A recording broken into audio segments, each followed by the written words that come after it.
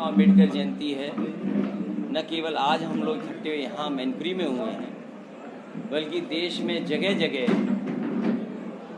बाबा साहब भीमराव अम्बेडकर जी की जयंती मनाई जा रही है, उनको याद किया जा रहा है।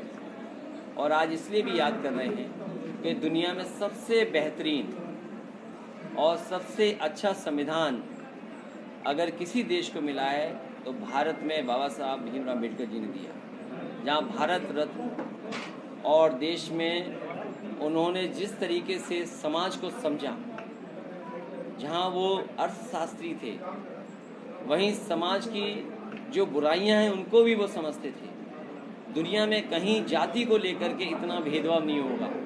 आदमी आदमी से नफरत करता हो जात के आधार पर, ऐसा कहीं दुनिया में नहीं देखा होगा। जो भाईचारा होना चाहिए, जो एक दूसरे के प्रति लगाव होना चाहिए, जो एक जाति दूसरे जाति का सम्मान करे और जिस रास्ते पर समाज चले उस रास्ते को दिखाने का काम बाबा साहब भीमराव अम्बेडकर जी ने किया। इसलिए मैं बाबा साहब को याद करते हैं, उनको बहुत याद करते हैं।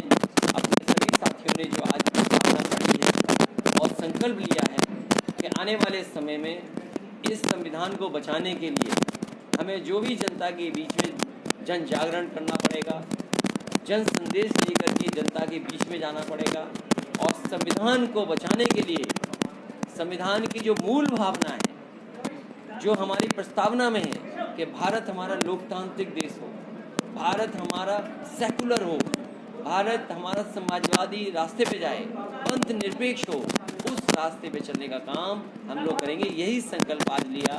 नेताजी आए थे, नेताजी का ये बहुत पुराना क्षेत्र है, नेताजी के बीच में और तमाम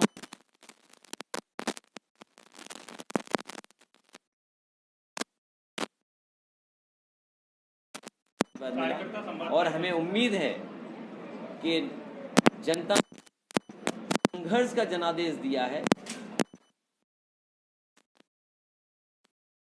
सवालों को लेकर के सरकार